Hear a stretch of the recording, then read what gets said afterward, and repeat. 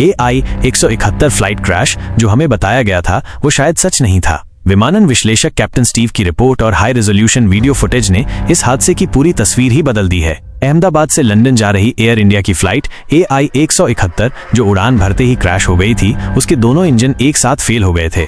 Captain Steve का analysis क्या कहता है? क्या R8 रैम एयर टरबाइन का एक्टिव होना वाकई में आखिरी चेतावनी थी? उड़ान भरने के तुरंत बाद ऐसी आपदा कैसे हो गई? क्या ये तकनीकी गड़बड़ी थी या मेंटेनेंस फेलियर?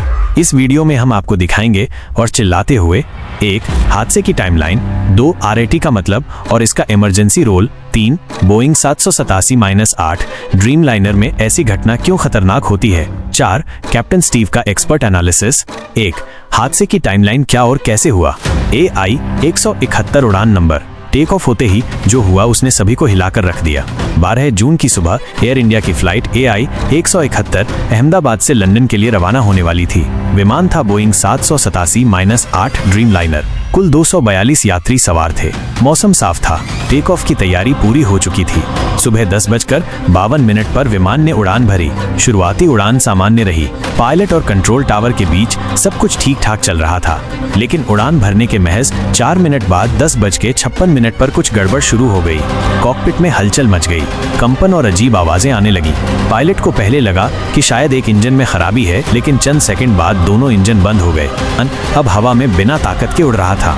जैसे ही दोनों इंजन फेल हुए, विमान से बाहर निकला R8 रैम एयर टरबाइन, एक छोटा सा पंखे जैसा उपकरण जो सिर्फ तब बाहर आता है जब विमान पूरी तरह पावर खो देता है। इसका मतलब था हालात बहुत गंभीर हैं। पायलट ने तुरंत इमरजेंसी कॉल दी, मेडे मेडे मेडे। एयर ट्रैफिक कंट्रोल को बताया गया कि विमान के दोनों इंजन फेल हो चुके हैं और वे इमरजेंसी लैंडिंग की कोशिश कर रहे हैं, लेकिन इंजन के बिना विमान की ऊंचाई तेजी से गिरने लगी। पायलट ने जितना कंट्रोल कर सकते थे किया। यात्रियों में घबराहट फैल चुकी थी। कुछ ही मिनटों में विमान जमीन के और करीब आ गया। 11:01 बजे अहमदाबाद एयरपोर्ट से करीब 5 किलोमीटर दूर विमान एक मेडिकल कॉलेज की हॉस्टल बिल्डिंग पर जा गिरा। एक तेज धमाका हुआ। आग की लपटें उठने लगीं। चारों तरफ अफरा तफरी मच गई।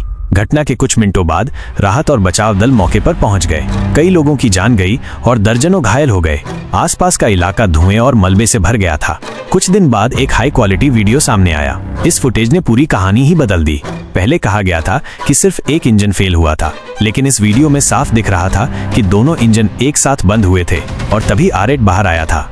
इस वीडियो का एनालिसिस किया विमानन विशेषज्ञ कैप्टन स्टीव ने। उन्होंने बताया कि ये घटना शायद तकनीकी खराबी और रखरखाव की लापरवाही का नतीजा है। R8 का बाहर आना, दोनों इंजन का फेल होना और पायलट की बेबस कोशिशें, सब ये दिखाता है कि हादसा अचानक नहीं हुआ, बल्कि बहुत पहले से इसकी नींव रखी जा चुकी थी। AI-171 उड़ान भरते ही तबाही की ओर जा चुकी थी। 2. अब बात करते हैं R8 की, यानी रैम एयर टरबाइन। ये नाम सुनकर थोड़ा टेक्निकल लगता है, लेकिन समझना बहुत आसान है। जब कोई प्लेन आसमान में उड़ रहा होता है और अचानक उसके दोनों इंजन फेल हो जाएं, यानी पूरा बिजली सिस्टम बंद हो जाए, तो प्लेन को कंट्रोल करना नामुमकिन हो सकता है। ऐसी हालत में एक खास बैकअप सिस्टम एक्टिव होता है जिसका नाम है R8। R8 एक छोटा सा पंखे जैसा उपकरण होता है जो प्लेन के नीचे से बाहर निकलता है और तेज हवा से घूमता है। हवा के दबाव से ये थोड़ा सा बिजली बनाता है। इस बिजली से प्लेन के कुछ जरूरी सिस्टम जैसे नेविगेशन, रेडियो और बेसिक कंट्रोल थोड़ी देर के लिए चालू रहते हैं। यानी जब प्लेन पूरी तरह पावर खो दे, तब भी पायलट को कंट्रोल करने का थोड़ा मौका मिले।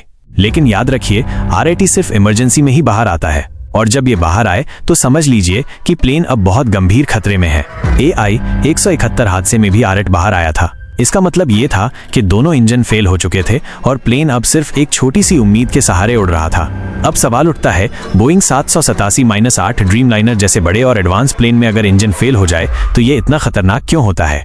तो इसका जवाब है क्योंकि ये प्लेन पूरी तरह इलेक्ट्रिक सिस्टम पर चलता है, यानी इसके ज्यादातर कंट्रोल सिस्टम और यहाँ तक कि एयर कंडीशनिंग तक सब बिजली से चलते हैं। इसे कहा जाता है मोर इलेक्ट्रिक एयरक्राफ्ट। अब सोचिए, जब दोनों इंजन फेल हो जाते हैं तो सिर्फ पावर ही नहीं जाती, बल्कि उस पावर से चलने वाले सारे सिस्टम भी बंद हो जाते हैं, जैसे पायलट का नेविगेशन सिस्टम, कॉकपिट की screen, flight control, communication system, सब कुछ। यानी अगर बैकअप न हो तो पायलट पूरी तरह अंधेरे में उड़ रहे होते हैं। अब यहाँ आता है आरएट का रोल। वो थोड़ी देर के लिए थोड़ा पावर देता है, लेकिन वो भी बहुत लिमिटेड होता है, इतना कि बस जरूरी चीजें ही चलें। और इतने भारी भरकम प्लेन को सिर्फ आरएट के भरोसे उड़ाना एक बहुत बड़ी चुनौती होती है। बोइंग 787 में इंजन फेल होना सिर्फ एक तकनीकी गड़बड़ी नहीं है, ये एक प्लेन को पूरी तरह बेसहारा कर देने वाली स्थिति बन जाती है। इसलिए जब AI 171 के दोनों इंजन बंद हुए और आरएट बाहर आया तो समझिए कि पायलट के पास वक्त बहुत कम था और रास्ता बहुत मुश्किल।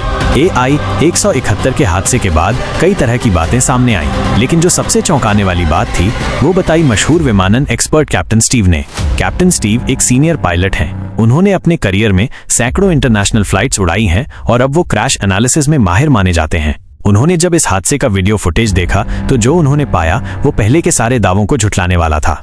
पहले कहा जा रहा था कि सिर्फ एक इंजन फेल हुआ था, लेकिन साफ वीडियो में दिखा कि दोनों इंजन एक साथ बंद हो गए थे। कैप्टन स्टीव ने बताया कि जब दोनों इंजन फेल होते हैं तो प्लेन अचानक बहुत तेजी से नीचे गिरता है और आरएटी का बाहर आना इस बात का पक्का सबूत है कि विमान ने पूरी पावर खो दी थी। उन्होंने ये भी बताया कि शायद ये हादसा अचानक नहीं हुआ, बल्कि इसमें रखरखाव यानी मेंटेनेंस की बड़ी लापरवाही भी हो सकती है, क्योंकि बोइंग 787 जैसे आधुनिक प्लेन में दोनों इंजन का एक साथ फेल हो जाना बेहद दुर्लभ होता है। ऐसा तभी होता है जब कोई गंभीर तकनीकी खामी लंबे समय से नजरअंदाज की गई हो। कैप्टन स्टीव ने यह भी कहा कि अगर सही वक्त पर इंजन में आई शुरुआती गड़बड़ियों को पकड़ लिया जाता तो शायद ये हादसा टल सकता था। उनका एनालिसिस हमें एक बड़ी सीख देता है कि हाईटेक प्लेन होने का मतलब ये नहीं कि खतरा खत्म हो गया। अगर छोटी छोटी चीजों को गंभीरता से ना लिया जाए तो आसमान में उड़ता हुआ एक प्लेन भी कुछ मिनटों में तबाही का जरिया बन सकता है। वीडियो अच्छा लगा हो तो लाइक जरूर करें और ऐसे ही सच जानने के लिए सब्सक्राइब करके बेल आइकन दबा दें।